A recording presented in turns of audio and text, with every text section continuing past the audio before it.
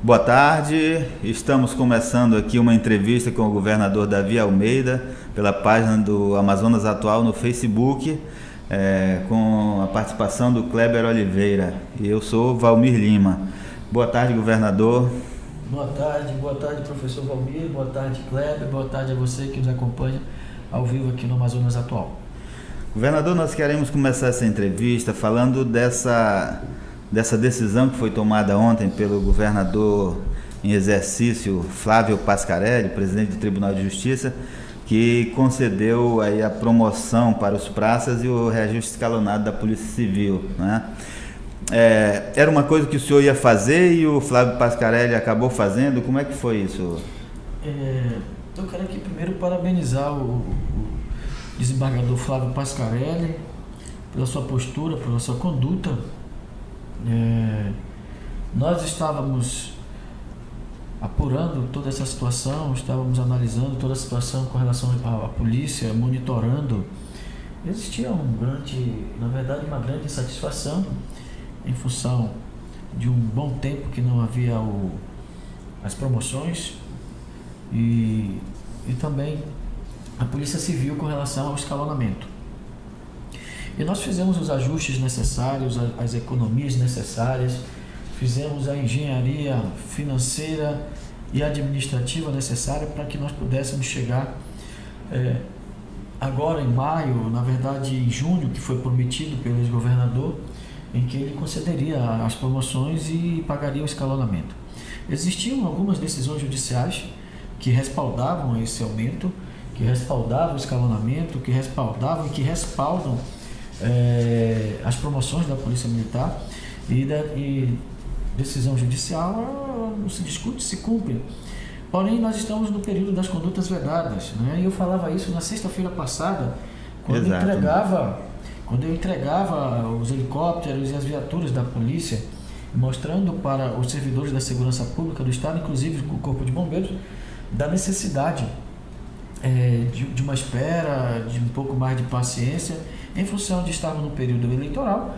E também muitas pessoas começam a articular, a querer trabalhar para desestabilizar as administrações de governo com intuito totalmente politiqueiros. Então, a engenharia financeira foi feita, os impactos foram todos eles medidos, e sem dúvida alguma, com essa condição, seria possível, já na semana passada, na sexta-feira, ter feito esse anúncio, essa assinatura. Mas, como eu te falei, nós temos o período eleitoral e é óbvio que precisamos nos resguardar.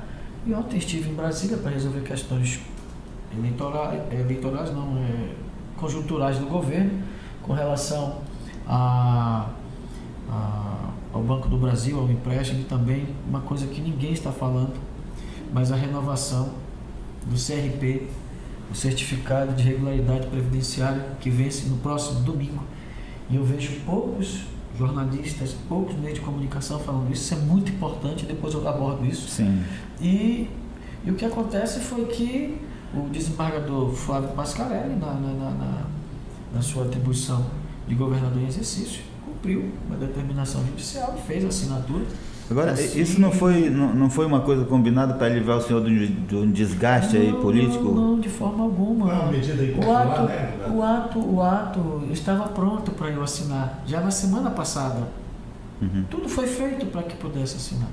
E o desembargador Flávio, eu quero aqui agradecer a ele, em nome da Segurança Pública do Estado do Amazonas. Eu procurei o TRE, eu procurei o Tribunal de Contas, expressei a preocupação. Não podíamos transformar o Estado do Amazonas no Espírito Santo. Todos vimos alguns meses atrás o que aconteceu. O caos que virou o Espírito Santo com relação à segurança pública. E nós temos que ter o zelo, nós temos que ter o cuidado necessário para cuidar das questões políticas, administrativas e conjunturais do nosso Estado, para que o Estado não possa descambar para esse lado com relação ao que aconteceu lá no Espírito Santo. Sem dúvida alguma, uma medida, uma decisão acertada.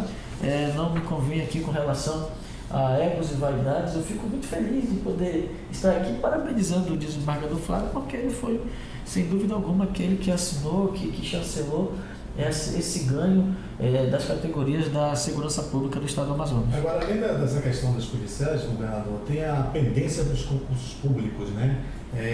O que o William Santiago, que participa aqui da entrevista pela internet, ele lembra que ficou acertado através de um TAC que haveria as contratações dos concursados da Secretaria de Segurança Pública em 3 etapas, uma em maio, uma em julho e uma em setembro.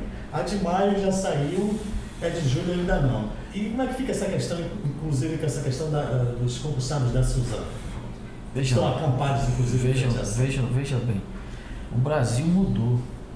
Nós vivíamos num país e no estado que crescia, por exemplo, a receita corrente líquida do nosso estado crescia 10% ao ano. Você estimava a sua receita em 11 bilhões, arrecadava 12.500, 12.200, então se podia dar promoção, se podia fazer reajuste de database, podia fazer chamamento de concursados, se podia fazer vários investimentos. O estado do Amazonas veio perdendo a sua capacidade de investimento nos últimos 15 anos, 12 anos. Mais exatos 12 anos. E em função dessa queda da arrecadação, da queda da receita, o Estado chegou lá no teto do limite da lei de responsabilidade fiscal. Nós estávamos, acredito que quase que 49% chegando no teto do limite de responsabilidade fiscal. Essas questões aí que nós fizemos da polícia, ela não impactou porque quando eu cheguei, nós já começamos a fazer as remoções, diminuindo os cargos comissionados, tirando os servidores comissionados, e quando você ultrapassa o limite prudencial, o TCE já te notifica para que você possa diminuir em 10, 12, 20, até 30% dos seus cargos comissionados. E toda essa engenharia começou a ser feita desde que eu entrei. Inclusive, os recursos financeiros que irão impactar essa decisão, eles já estão aportados.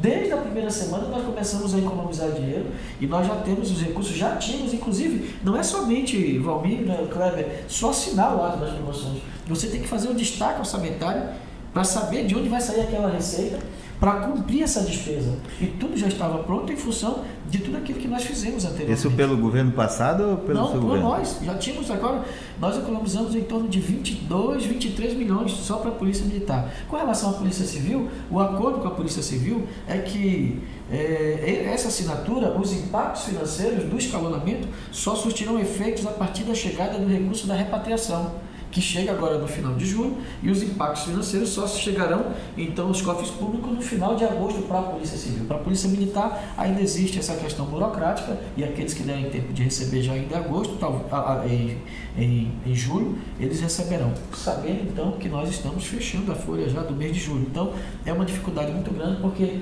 foi a maior promoção da história da Polícia Militar. A Lidiane Cândido, assistente social, e também fez uma pergunta antecipada aqui para o senhor. Ela é concursada da Suzano e está aí na fila de espera. Eles estão acampados ali na frente da sede da Suzano, né? A Suzano anunciou que seriam chamados 300 das fundações, e eles estão lá porque não tem data prevista para esse chamamento. O senhor já tem essa data? Eu não posso antecipar essa data, até em função exatamente dessas trocas que nós estamos fazendo, mas eu quero tranquilizar esses servidores da Suzano que aquilo que foi acordado com o secretário será cumprido pelo governo do estado no mais breve possível, no mais curto tempo possível, espaço de tempo possível. Uhum. Mudando de assunto agora, vamos falar de eleição. Eleição, o senhor ainda acredita que possa haver uma eleição indireta para governador do estado? Então, eu estive em Brasília e conversava com algumas pessoas no aeroporto. Inclusive fui e voltei de voo doméstico, né, das empresas domésticas. Inclusive não recebi diária, paguei a minha hospedagem com o meu cartão. Isso não é nada demais, eu não faço mais do que minha obrigação. Mas um país que não respeita a Constituição, fica muito difícil de você viver num país que não respeita a Constituição. Se você conversa com 10 juristas, todos 10 dizem e afirmam que a eleição, a Constituição exatamente diz isso, que a eleição deveria ser indireta, no segundo biênio do mandato. E uma decisão de um ministro afronta a nossa Constituição Federal e, por tabela, a Constituição Estadual. Existem alguns recursos a serem julgados, existem essas ações que estão tramitando, como nós sabemos que está em recesso, o Judiciário, na verdade o STF, nós acreditamos que dificilmente haverá a questão da eleição indireta, mas eu afirmo que essa eleição direta ela afronta a Constituição e ela fere a Constituição Federal quanto à Constituição Estadual. O senhor tinha o desejo de disputar a eleição, né, direta e indireta também.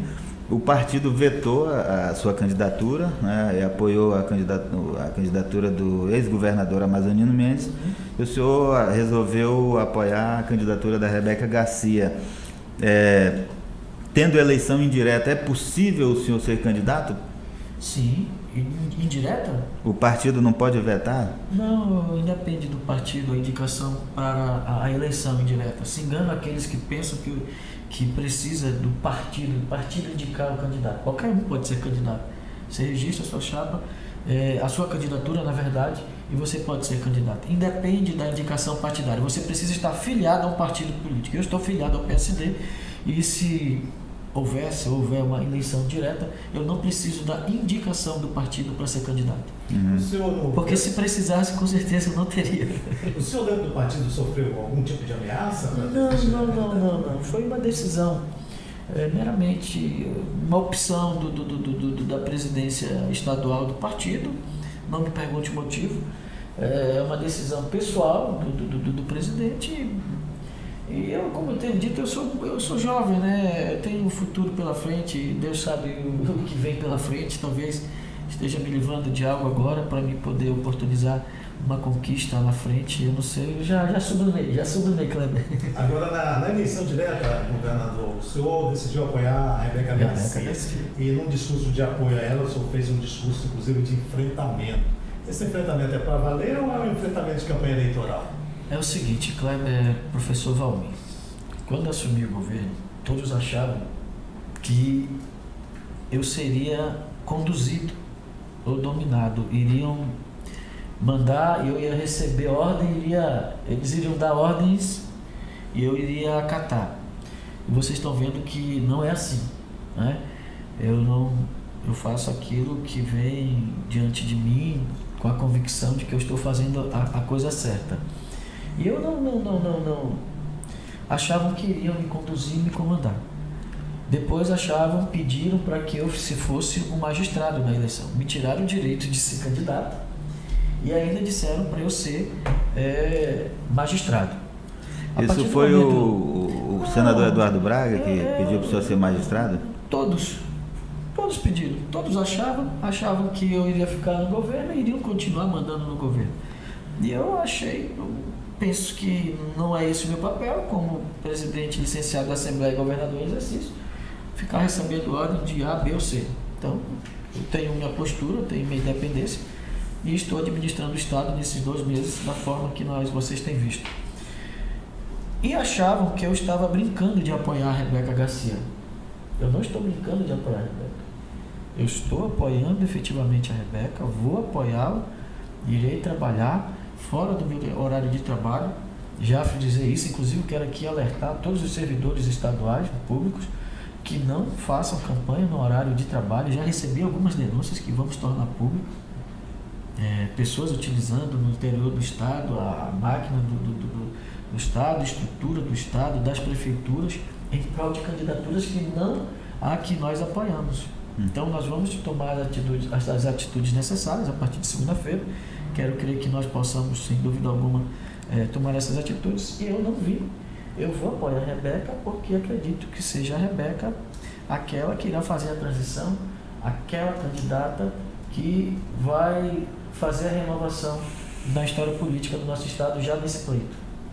O senhor fez aquele discurso duro, eu acho que foi na segunda-feira? Terça-feira, né? No evento de campanha. Esse discurso foi feito depois de um encontro que o senhor teve com o senador Eduardo Braga. Nesse encontro, houve uma conversa áspera em relação à eleição? Não. Nós conversamos sobre conjuntura nacional, sobre a questão nacional, sobre as questões estaduais também. E pouco se falou com relação ao apoio à campanha política. O que se disse ali entre eu e o senador foram coisas pontuais com relação à política, pontos que ele achava interessante, outros que eu também achava, uns que ele concordava, outros que eu não concordava, nada mais do que isso. Agora, o senhor disse que era preciso libertar o Amazonas dessa gente. Essa gente são os ex-governadores, é isso? Talvez eu tenha até me expressado mal no calor do discurso, mas nós precisamos mudar as práticas de administração do Estado, não fazer correção. Precisamos mudar as práticas de administração do Estado. Precisamos dar um novo rumo na administração pública. Não se governa o Estado do Amazonas, por exemplo, você me dá uma boa oportunidade. De 2003 para cá, o Estado do Amazonas se endividou de uma forma exponencial. Então é aquela história, você compra um carro e diz que o carro é seu. Aí você pega o carnê e deixa para o Kleber. O Kleber vai pagar o carnê. Mas você está dizendo que o carro é seu. Mas quem paga é o Kleber. E nós estamos pagando agora, mensalmente, 65 milhões mês, inclusive em maio e em novembro, nós precisamos pagar o dobro da dívida do Estado, que dá em torno de 130 milhões em maio e 130 milhões em novembro.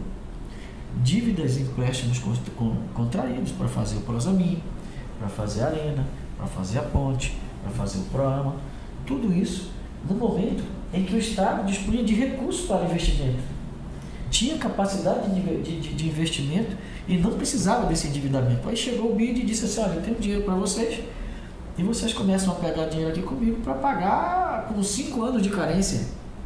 E aí começaram a pegar o recurso. Quando tinha muito dinheiro, não fizeram os investimentos com os recursos do Estado. Hoje a capacidade de investimento do Estado é mínima. Eu estou fazendo esses levantamentos para que nós possamos chegar a essas conclusões e tornar público tudo isso de uma maneira bem clara, límpida e transparente. E a aprovação do projeto da LDO na Assembleia Legislativa, governador, o Estado pode perder mais 40 milhões com retirada de recursos para outras instituições. Exatamente. Olha só, os poderes, os órgãos da administração pública nós precisamos começar a economizar. O Estado está economizando, tem diminuído substancialmente os contratos do Estado, nós estamos negociando com todos os fornecedores, diminuindo as despesas para que nós possamos investir em saúde, em educação. E ontem eu falava com os colegas deputados e dizia para ele, todo mundo quer aumento de salário para o professor, quer aumento de salário para o policial civil, para o policial militar, as promoções, todo mundo quer saúde, todo mundo quer educação, todo mundo quer município asfaltado, todo mundo quer isso. E de onde eles tiram? Do executivo que faz tudo isso. O executivo vai perder em torno de 25 milhões de reais em função do que abriu mão para os outros poderes. Então, o que nós precisamos fazer? O deputado Serafim tem falado muito sobre isso, sobre o pacto de governança. Nós precisamos ajustar com todos os poderes, cada um fazendo a sua parte, seu dever de casa, para que não se tire mais do executivo, além do que já está se tirando. A Assembleia, como sou presidente da Assembleia, lá nós estamos há 3 anos sem repor o salário, o aumento salarial dos servidores. E nós precisamos trabalhar essas questões, economia entre os poderes, para que nós possamos deixar o executivo, por exemplo, esses 25 milhões seriam suficientes para eu abrir o Delfim Aziz. Então, eu vou deixar de abrir o Delfim Aziz. Mas nós vamos abrir o Delfim Aziz, eu quero até aproveitar aqui a oportunidade. Inclusive, estou indo agora lá no Adriano Jorge para ultimar os preparativos para colocar em funcionamento a hemodiálise e também abrir o Delfim Aziz de forma integral. Portanto, são recursos que saem do executivo que poderiam estar sendo investidos, sim, na melhoria da qualidade de vida do povo do estado do Amazonas. Mas eu repito, são 23 milhões ano, mas nós vamos fazer alguns ajustes, vamos fazer alguma repactuação para que esses impactos não possam chegar na população. Eu queria voltar à questão da eleição, governador.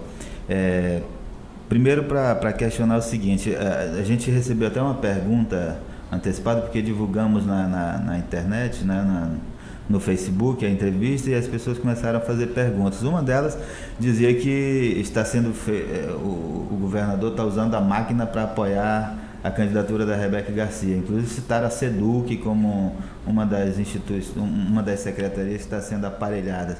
Existe esse aparelhamento para apoio da candidatura? Se fosse usar a estrutura do Estado para fazer a campanha, eu estaria com quantos partidos? Nós temos, me deixaram com nenhum partido, nem o meu partido eu tenho. Nem o partido que eu sou filiado eu tenho. A Rebeca tem um partido, o vice-deputado Abdala tem outro partido e eu acho que o Avance, né? O Avante, que é o partido que está nos apoiando. Portanto, nós temos sido muito criteriosos com relação à utilização da estrutura do Estado. O servidor público, ele é também eleitor, mas após o horário de trabalho dele.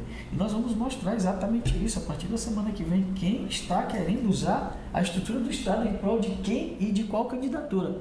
Né? Nós temos sim a ajuda de muitas pessoas e nós queremos deixar bem claro que aquilo que eu puder fazer para ajudar a Rebeca, tudo que seja provinciano, tudo que seja democrático, tudo que esteja dentro da ética, da moral, da legalidade, nós iremos fazer. Não queremos ultrapassar nenhuma dessas barreiras. Surgiu uma denúncia aí, a partir daquele seu discurso, no dia seguinte já veio uma denúncia que foi publicada no Diário do Amazonas, de que o governo pagou um terreno de 75 milhões para o sogro do Abdala Frasco, que é o vice da Rebeca. Não, 7,5 milhões, né? 75 milhões não, corrigindo, é 7 milhões e meio de reais. Vamos lá. De um terreno e uma desapropriação para o sogro, então, do vice na chapa da Rebeca, que é o Abdala Frasco. Tudo pronto. Passado pelo PGE, passado pelo orçamento, toda previsão orçamentária, e não tinha o nome dele lá. Eu também não sabia, tem um representante lá. O secretário chega, olha, isso aqui está pronto, nós vamos fazer essa desapropriação e vamos dar o título de terra para aquelas pessoas lá da invasão da Carbrais, aquele Parque São Pedro hoje. São 800 e poucos títulos de terra que, se nós desapropriarmos, nós vamos conseguir dar. E eu não imaginava que seria parente do deputado Abdala. E mesmo assim, é uma desapropriação, são 20 anos que estavam tramitando, eu mandei me informar, a PGE me informou, ato jurídico perfeito, a SPF me informou, ato administrativo perfeito, e eu não só paguei a desapropriação lá da Carbrais, eu estou pagando várias desapropriações, até porque nós estamos fazendo várias obras na cidade de Manaus e também vamos fazer no interior agora com o Prosai, Maués, essas coisas. Então, existem recursos já destinados para desapropriação que precisam ser pagos para que eu possa avançar nas obras. E isso não custou, não tem nada de legal, porque tem parecer favorável da PGE, da Secretaria de Políticas Fundiárias, da Casa Civil, e o processo estava todo pronto só para finalizar e assim podermos dar início ao processo de desapropriação, naturalmente dito, e depois a titulação dessas moradias lá da invasão do Parque São Pedro. Portanto, não vejo algo de muito expressivo com relação a essa denúncia. Tem uma última pergunta aqui. O senhor é membro de uma igreja, né, da Igreja Adventista. As igrejas estão mostrando-se solidárias e apoiando candidaturas. A Igreja Adventista a Igreja Adventista vai entrar também nesse processo? Professor, eu não sou, olha só, a Igreja Adventista é uma igreja apolítica e apartidária. Eu não recebo apoio da igreja. Um dia que um pastor meu me levar em cima de um púlpito para dizer que eu sou aquele que fui escolhido por Deus para ser apoiado, eu empurro o pastor de cima do púlpito, porque púlpito de igreja não é para ser tratado questões políticas. Você sim, levar uma autoridade e registrar a presença dela, tudo bem, mas você usar o nome da igreja, os púlpitos da igreja para fazer campanha política, nos tempos de Jesus Cristo isso já aconteceu. E quando Jesus entrou no templo, que ele viu aqueles mercadores na frente do templo, ele deu muita chicotada. Se Jesus vivesse nos dias de hoje, tinha tanto líder religioso que ia levar lambada, chicotada, porque estão usando da fé para fazer promoção política. A Igreja Adventista não tem projeto político, não me apoia politicamente, eu sou apenas um membro da igreja e digo o seguinte: eu sou membro da igreja, recebo sim votos de irmãos da igreja, isso é fato, mas nunca no âmbito da igreja. Nada de religião dentro de igreja, dentro de templo de igreja. Eu frequento a igreja semanalmente, pelo menos uma ou duas vezes, e na minha igreja as pessoas às vezes sentam do meu lado, nem me conhecem. Lá quem está não é o governador, é o Davizinho, que é membro da igreja. Portanto, a questão política, ela tem que ser tratada, a questão religiosa, ela tem que ser tratada fora do âmbito da igreja. Você quer apoiar um candidato? Faça uma reunião fora da igreja, apresente seu candidato em algum outro lugar, mas não use púlpito da igreja para fazer política. Isso eu não aceito. Governador, só lendo aqui duas perguntas de internautas. O Wendel Santos, aliás, ele não pergunta, ele diz o seguinte: o município de Iranduba pede socorro, falta asfalto, ambulância e segurança. O distrito de Cacau-Pireira está em total abandono. Governador, olhe com carinho pelo nosso município. Que oportunidade você me dá. Eu estou no período das condutas vedadas e tenho ido visitar muitos municípios. Na verdade, eu tenho me deparado com coisas... Eu fui ontem a Brasília porque nós vamos acessar 300 milhões de reais de empréstimo que já estava tramitando, e nós vamos investir desse dinheiro 231 nos municípios do interior. Iranduba não é diferente. Já conversei com o prefeito Chico, nós vamos sim investir em Iranduba, nós já estamos com o levantamento feito para que nós possamos recuperar lá o município de Iranduba, que está precisando de ajuda. Sem dúvida alguma, nós temos essa preocupação de ajudar não só Iranduba, mas a cidade de Manaus também, e também os municípios do interior. Eu estou atento a essas demandas e nós vamos trabalhar para que no pouco tempo que ainda me resta, nós podemos chegar até o município de Iranduba também. O Gregório Cavalcante, ele diz o seguinte: faço tratamento renal, gostaria de saber do governador se existe alguma possibilidade de viabilizar transplante renal em Manaus. Sim, existe sim.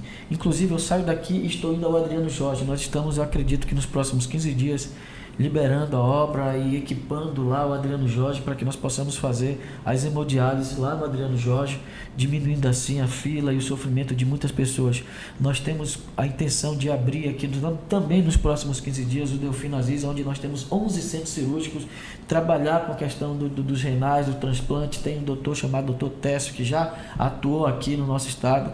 Nós estamos fazendo toda a economia possível, Kleber e Valmir, para que nós possamos investir na saúde. Você falava aí também com relação às ambulâncias, já está em andamento no levantamento, para fazer a licitação de 70 ambulâncias. Os municípios do interior estão sem ambulâncias e nós vamos colocar essas ambulâncias no interior. Nós temos aqui um projeto, um plano, nesses próximos 45 dias, eu acho que é o que me falta, no máximo 60, para nós ligarmos, colocar para funcionar. Só tem 9 mamógrafos funcionando no interior do estado, mas tem 61 comprados. Nós vamos colocar para funcionar, é nosso desafio, a nossa meta é colocar mais 30 para funcionar. Para que vocês tenham ideia, até hoje, no interior do estado do Amazonas não tem tomógrafo. Tem mamógrafo, mas não tem tomógrafo. Tem um tomógrafo no interior, que é lá no município de São Gabriel da Cachoeira, uma emenda parlamentar do deputado Paulo Teixeira de São Paulo para o hospital de São Gabriel, e nós já estamos em contato com a iniciativa privada para fazer a doação, fazer aquele projeto de responsabilidade social. Nós vamos lá inaugurar, entregar e dizer para aquelas pessoas que foi a empresa X, Y, Z que está fazendo esse trabalho. Portanto, nós liberamos recursos para o Francisca Mendes, liberamos recursos também para o SECOM, para comprar material, comprar equipamento, comprar remédio, mais de 30 milhões para a SEMA, nós liberamos 25 milhões para a SEMA e mais 5 milhões para as unidades, para que nós possamos comprar remédios na FURP, na Farmanguinhos e lá na FEP, que são laboratórios públicos. Se compra até 40% mais barato nesses laboratórios. Portanto, é dessa forma que nós queremos, estamos administrando o Estado, otimizando os recursos, não comprometendo as finanças do Estado, diminuindo despesas para que nós possamos investir no cidadão e esse benefício possa chegar lá na ponta. Governador, o governo tem anunciado que acabou com a fila, não sei aonde, acabou com a fila... Até onde isso é verdade? Até onde acabaram as filas no serviço de saúde? Nós tiramos muitas filas, mais de 70 filas foram zeradas. E agora você me dá a oportunidade. Aconteceu agora um fenômeno, é positivo. As pessoas agora que têm a ciência e a consciência, que eles sabem que vão ser atendidos, nós chegamos no estado, no governo, tinha 136 mil pessoas esperando para exames e consultas. Nós chegamos a ficar com 90 mil e alguma coisa, ficou quase 91. Só que agora está aumentando, professor. Sabe por quê? Porque as pessoas estão procurando mais. Uma pessoa foi falando para outra porque está acontecendo. Nós estamos credenciando laboratórios nos municípios do interior para que possam fazer mais exames. Nós estamos aumentando, aditivando os contratos para que nós possamos ofertar o maior número de consultas. E isso tem acontecido. Nós zeramos sim muitas filas de cirurgia. Por exemplo, no Francisca Mendes, quando nós chegamos, estava há 6 meses a hemodinâmica parada. E nós já colocamos uma hemodinâmica para funcionar e a outra novinha, acredito que nos próximos 10 dias estará lá funcionando também. E nós acreditamos que todos os exames que eram feitos, que são feitos cateterismo, angioplastia, que são feitos nessa máquina, nós iremos zerar nos próximos, no máximo, 40 a 60 dias, sem dúvida alguma. Houve sim vários avanços, várias filas foram zeradas e essa é a nossa meta, esse é o nosso desejo de dar ao povo do estado do Amazonas uma saúde melhor. Eu pergunto isso porque hoje uma pessoa veio me abordou para dizer que tem uma senhora parente, né, que está querendo fazer uma cirurgia de vesícula e aí foi no sistema informatizado, né, da Suzana, CISREG, colocou ela para o Hospital Getúlio Vargas, mas não tem data para realização da cirurgia. A senhora tenha certeza que nós estamos trabalhando para equacionar. A solução para esses problemas estão aqui pertinho da gente. Hospital Delfim Aziz. Nós temos só no Hospital Delfim Aziz 11 centros cirúrgicos. E se nós colocarmos para funcionar esse grande hospital, que é o melhor hospital do norte e nordeste do país, essas filas, essas pessoas vão ter suas cirurgias atendidas. Nós estamos fazendo só no Iranduba, que nós credenciamos, 45 cirurgias durante a semana. Nós estamos fazendo cirurgia lá no Platão Araújo. Nós começamos esse mutirão de cirurgia, nós vamos levar também para Itacoatiara, vamos fazer a cirurgia de catarata também. Nós estamos trabalhando essas questões com recursos do SUS, que você faz a cirurgia e é ressarcido. Portanto, ainda existe sim muitas pessoas, até porque nós chegamos aqui, nós pegamos uma fila de quase 8 mil pessoas que precisam de cirurgia. E não se resolve o problema que se vem de muitos anos em apenas 2 meses. Mas eu te afirmo e eu garanto a você que muitas pessoas já conseguiram suas cirurgias e os seus exames e nós diminuímos muitas filas que antes eram realidade e hoje já não são mais no Serviço Público de Saúde do Amazonas.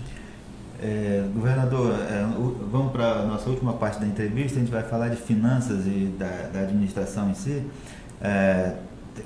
Tem surgido críticas, inclusive, de candidatos, de que o Estado pode não conseguir fechar as contas no fim do ano, pode não pagar 13º dos funcionários. Como é que está a saúde financeira do Estado? O Estado está na UTI ou não está na UTI? Tem jeito? Eles estão torcendo para isso, Valmir. Criaram um problema sério para o nosso Estado. E aí hoje se apresentam com uma solução. Eu falei aqui para vocês, quando o Estado tinha dinheiro, capacidade de investimento, eles endividaram o Estado. E hoje nós estamos pagando a conta daquilo que foi feito lá atrás. E hoje se apresenta como uma solução. Eu queria ter a oportunidade de falar com cada um deles e saber, sabe aquele ditado, eu sei que você fez no verão passado? Eu queria ter essa oportunidade de poder debater com cada um deles que se apresenta, que se mostra hoje como uma solução para o Estado do Amazonas. As finanças do Estado, nós temos trabalhado o equilíbrio. Para que você tenha ideia, o único estado do Brasil, você que nos ouve aqui, assiste o Amazonas Atual, estou com o professor Valmir, estou aqui com o Kleber, o único estado do Brasil que já pagou 30% do 13º salário foi o estado do Amazonas. Então nós temos sim capacidade, já estamos guardando, inclusive já estamos guardando recursos para a segunda parcela do 13º salário, e eu garanto uma coisa para você, com o dinheiro da repatriação, nos 2 meses que eu ainda vou ter no governo, eu saio e pago mais 30%. O meu sucessor não vai pagar o 13º, sabe por quê? Porque ele só vai recolher os impostos, porque 25%, 30% são de impostos. Então se eu pagar 60%, nós já vamos estar adiantando praticamente todo o 13º salário. Então, a você, servidor público, tenha certeza que seu salário vai ser pago, nós temos o equilíbrio fiscal e todos os investimentos que nós estamos fazendo no interior não estão endividando o Estado. Os recursos já estão em caixa e nós só estamos aplicando, né, dando celeridade e dinamismo na aplicação dos recursos públicos, como a M070, lá no Rio Preto da Eva. Nós estamos trabalhando para conseguir finalizar as licitações para asfaltar Tabatinga, Tefé, Quari, Parintins, Itacoatiara, Manacapuru, Tapauá, Uarini, Guajará, Irunepé, Benjamin Constant. Vamos fazer a estrada ali que está com problemas aqui, a estrada de Novo Airão, recursos da CID, a estrada de Novo Remanso, a estrada de Itacoatiara, portanto são muitas obras que nós temos aqui planejadas. O problema é tempo. Tivesse tempo de realizar tudo isso, nós sem dúvida alguma daríamos uma boa resposta ao povo do estado do Amazonas de como se faz gestão pública com responsabilidade e equilíbrio fiscal. Teve uma denúncia do Gilberto de Deus, ex-secretário da CEINFRA, de que obras estavam sendo pagas e não estavam sendo realizadas. Ele saiu do governo, levou essa denúncia para o Ministério Público Estadual, levou para o Tribunal de Contas do Estado. Essas denúncias estão abafadas, né? A gente não vê ainda um resultado. E as obras parece que Ele fez uma denúncia, de uma das denúncias que ele fez foi a paradas, ponte do Pera lá em Quari, que já foi entregue, né? A outra tem a ponte do Abial em Tefé, que eu desconheço. Eu estive em Tefé. Não tem nada, né? Não tem. O problema é que o projeto ali foi. Eu fui em Tefé e fiz questão de ir lá na ponte do Abial. E o projeto foi feito errado. Tinha só de cabeceira de ponte 300 metros. Só de cabeceira era maior do que a ponte em si. Então eles erraram, a empresa que fez o projeto errou e o projeto está sendo refeito para a obra ser feita numa outra parte que liga Tefé com o Abial, e eu acredito que está sendo tocado. Eu estive com o secretário, o projeto, essa denúncia existe, está sendo apurada, mas eu te garanto o seguinte: nada foi na minha administração e eu não quero aqui tecer comentários nem críticas à administração nenhuma. Eu ia perguntar se não seria o caso de apurar essas denúncias. As denúncias já foi feita, já está sendo apurado pelos órgãos de controle, inclusive as respostas que eu obtive do secretário de Infraestrutura, que tudo que foi apurado foi levantado e foi informado aos órgãos de controle, e a denúncia está sendo apurada. Quanto a mim, cabe a mim tocar as obras que, como eu te falei, eu não tenho tempo de fazer minuciosamente licitações e buscar soluções por problemas que se arrastam há muitos anos. Eu tenho que eu foquei naqueles problemas que podem ser solucionados de forma rápida. É isso que nós estamos fazendo. O senhor administra o governo atualmente interinamente, ainda com assessores do ex-governador José Melo, indicados pelos senadores Eduardo Braga, Omar Aziz. Está sendo fácil administrar com esse povo todo, ou o senhor vai tirar mais alguém, substituir alguém até o final do mandato? Veja bem, eu entrei há 2 meses e procurei mexer naquilo que eu achava que tinha que mexer naquele momento, né? Mas vou te adiantar, eu vou fazer algumas mexidas sim. Acredito que já na próxima semana algumas mexidas eu farei para que possa imprimir a minha marca, a minha cara na administração pública, no dinamismo que nós nos propomos. Nós temos a intenção de fazer algumas mexidas para que nós possamos, como governo de 3, 4 meses, eu já passei a metade do meu governo. Os próximos 2 meses serão o final do governo e eu quero dar o mesmo dinamismo, a mesma celeridade aos 2 primeiros meses. Então eu não posso parar, eu preciso fazer algumas mudanças e elas serão feitas. Nesse pouco tempo aí que o senhor está como governador interino, é melhor ser governador ou deputado? Eu estou com saudade da Assembleia. Eu estive semana passada na Assembleia, na festa lá dos servidores do Arraial, lá da Assembleia. Eu tenho saudade da Assembleia, mas eu não vou fugir da responsabilidade de administrar o Estado. Estou fazendo isso com muito carinho, com muita atenção, com muita responsabilidade, com muito equilíbrio fiscal, com serenidade e, sem dúvida alguma, com respeito à coisa pública.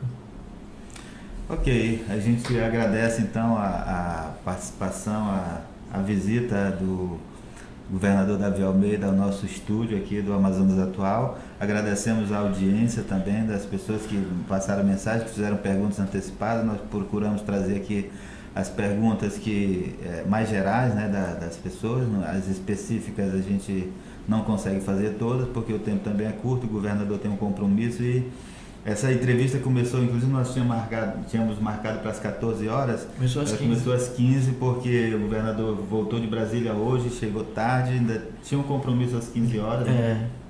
Então, e dia de sexta eu me recolho mais cedo, viu? Em função da minha questão religiosa. No sábado eu também me recolho. E eu quero agradecer, professor. Eu chamo o Valmir de professor porque ele foi meu professor quando eu iniciei o curso de jornalismo que não concluí e fui fazer direito. Então, meu respeito ao professor Valmir, obrigado ao Kleber e a você que nos acompanhou aqui nessa entrevista no Amazonas Atual. Obrigado e uma boa tarde. Muito obrigado.